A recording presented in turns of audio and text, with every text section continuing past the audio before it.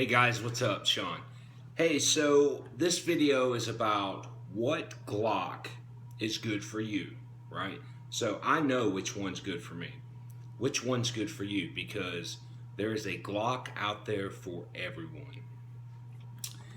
Nah, I'm just bullshit. Hey, no, seriously, what firearm is good for you? That's really what the video is about. So I get asked a lot online, on social media, and then also in person. A good example was today at work. A gentleman came up and was talking to me about it. Also online, exact same thing today. And the guy online was comparing between an M&P and a Glock. And then the guy at work was actually going through Ruger, Springfield, M&P, Glock, F&H, I believe. I'm not sure, but all great name brands. They all make great firearms, right? So which one's good for you? So that's going to get based on several different things. One, the grip, right? So you need to make sure it's comfortable, right? You're comfortable with the grip, okay? Number two is proficiency, right? So you need to make sure that you're proficient with that firearm. So you can actually do what you need to do with the firearm.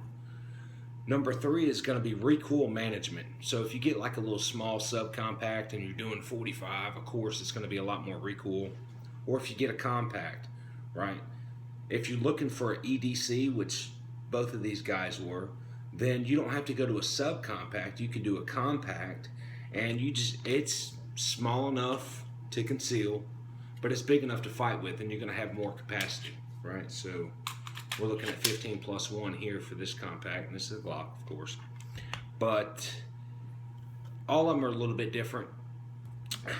Then also the last thing is ergonomically, you can comfortably carry it, right? So if it's going to be 10 pounds and you're going to carry that on your hip, that's going to start causing some back or hip or, some kind of issues there, some lower back pain. So that's not ergonomically for you, correct?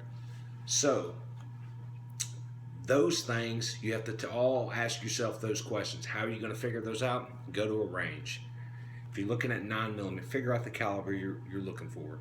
So if you're looking at 9mm, go to a range, your local range, one that has all of them on your list. So if you make a list of 5 different firearms, go to the range, get the first firearm, go shoot 20 rounds. Do a quick review with a notepad, piece of paper, or with your smartphone, right? Something of that nature. Take it, get the next one. Do that for all 5 of them. When you get done, look over your notes. See which one that you ruled out. If you ruled 4 of them out, then your 5th one, go back up to the counter, get the 5th one, get another box of 50 rounds, go back out in the range, pop 50 rounds to it. Make sure you're proficient with the firearm. Make sure it's comfortable. Make sure you like it. Make sure your recoil management is fine, right? And make sure it's a good size to where you can conceal carry without printing, right? So that's essentially what you're looking for in an EDC. Once you've done all that, then look at the price, right? Price is the last thing. Too many people make that mistake, and that's their first thing. So when they do that, then they buy a $550 gun and never use it, right? Because they didn't like it. They just went and bought it because it was in their price range, and their buddy said, oh, buy a Glock because Glocks rock. So anyways, you need to actually go out there, put your hands on it, see what you like, figure it out, then budget for it, right? So if your budget was only $300, then you know you need to save another $250, or this one $350 to get that model, that particular firearm that you did good with at the range. Once you do that, then train. That's going to make you more proficient. That's going to make you more comfortable. That's going to make you practice better safe habits, right? So, and then also, while I was talking about this, let me go ahead and bring up another thing. Guys are stupid when it comes to buying firearms for our wives. Do not go out and buy your wife a revolver because she's a woman and this is too complex, right? This is not too complex.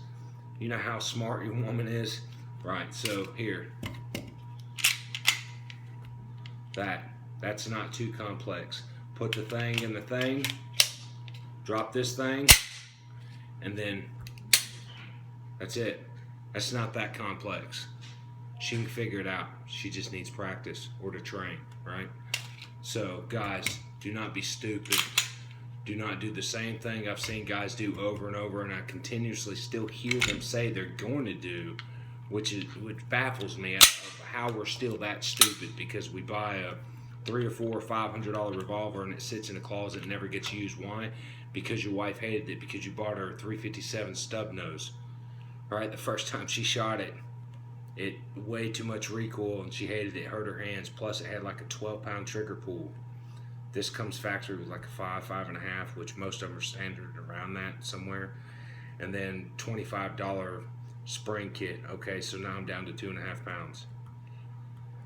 Anyways, off of the rant, back to the firearm for you. Try it out, see what you like, see what feels good, see what you're proficient with, see what works for you and your hand size, and if you're only one-handed, whatever you can manipulate one-handed, right? See what works for you and then go from there. Remember, budget is the last thing on the list. Go through everything else first. Do your own reviews. You are going to be more honest with yourself than Joe Blow or your cousin or uncle or Billy Bob or who the fuck ever. So, figure out which Glock is good for you. Might not be. Figure out which firearm's good for you. Take the time. Spend a little bit of money. Hope that helped, guys. As always, you guys have a blessed day. Carry on.